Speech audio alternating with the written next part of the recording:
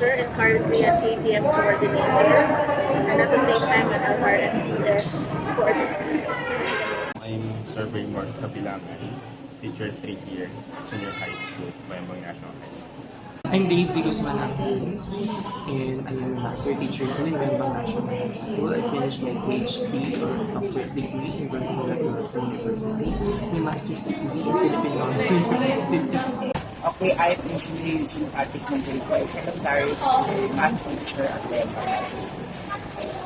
My name is Gloria Farag Santos, a secondary school teacher here at the Bayambang National High School. I am Jomar Garcim, and I am teacher 3. I am Dr. Marbet de Guzman Mardivo. I am a senior high school teacher, currently teaching general biology and research subjects in grade 11 and grade 12. I am currently the subject group head of the STEM. Teaching is often regarded as a mere profession. People belittle them because they believe it is easy. Bakit teacher lang? Ay, eduk ka lang. However, do teachers merely teach students to acquire knowledge and skills, and is teaching truly an easy task? Teaching, whether an art or a science, it is no easy task. With this, I am Athena Marie Carino. And I am Mandy C. Soriano. Join our team as we unfold the different roles and functions of teachers in the community. Have you ever been asked what course you are taking? And if you said education, people would presume it is an easy task. However, many people are unaware that behind a teacher's teaching life, there is a lot of work that goes beyond teaching. One of these initiatives is community involvement, in which they are required to form school community collaborations aimed at improving the learning environment.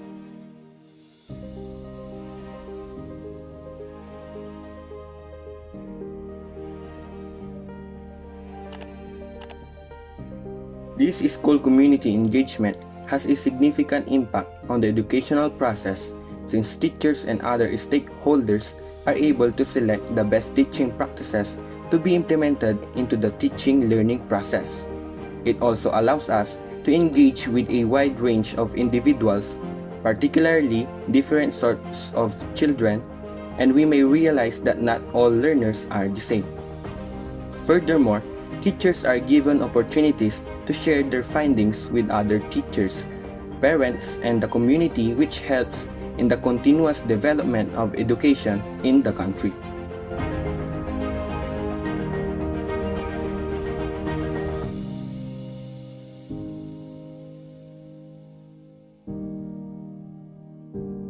By working together, schools, families, and communities can prepare for a more promising future. In urban communities struggling against violence, unemployment, and deteriorating institutions, school community collaboration offers hope for those who may have given up on the social institutions in their neighborhoods and cities. Rural communities searching for opportunities to revitalize themselves in a technologically sophisticated society can discover ways to bring themselves into the information age by intertwining school and community improvement initiatives.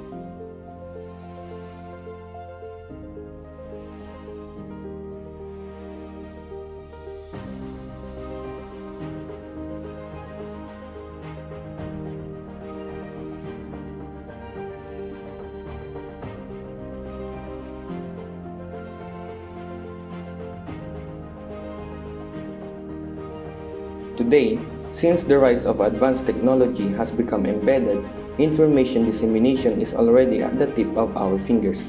Reporting achievements or results through information dissemination is helpful in order for every citizen in the community to be informed and to benefit.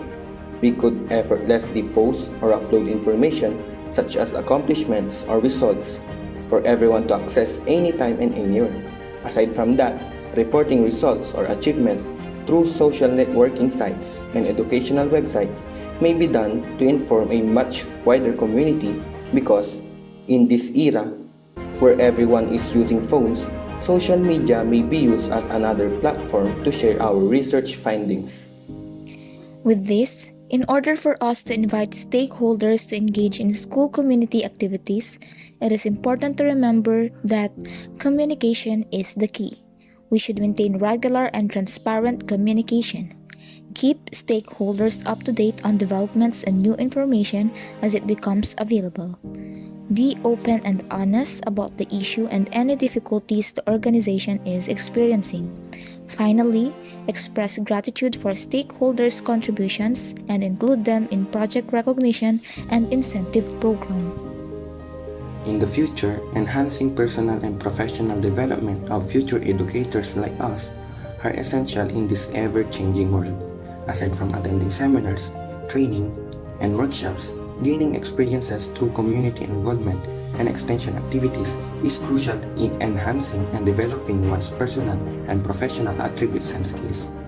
When we participate in extension activities, we have wider scope of what society needs, and we are able to adjust to those needs for us to help better in our communities.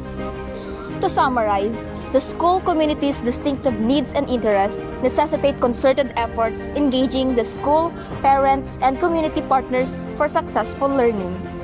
Collaborations with parents and community members are essential qualities of a high-performing leader. As future educators, we would promote collaboration between school-based and community-based programs and agencies. However, the collaborations must be reviewed in order to improve in the future. This also guarantees that resources are used efficiently in accordance with the collaboration's goals. This has been Athena Marie Carino, And this is Mandy C. Soriano, and we believe that education knows no boundaries because your limit does not exist.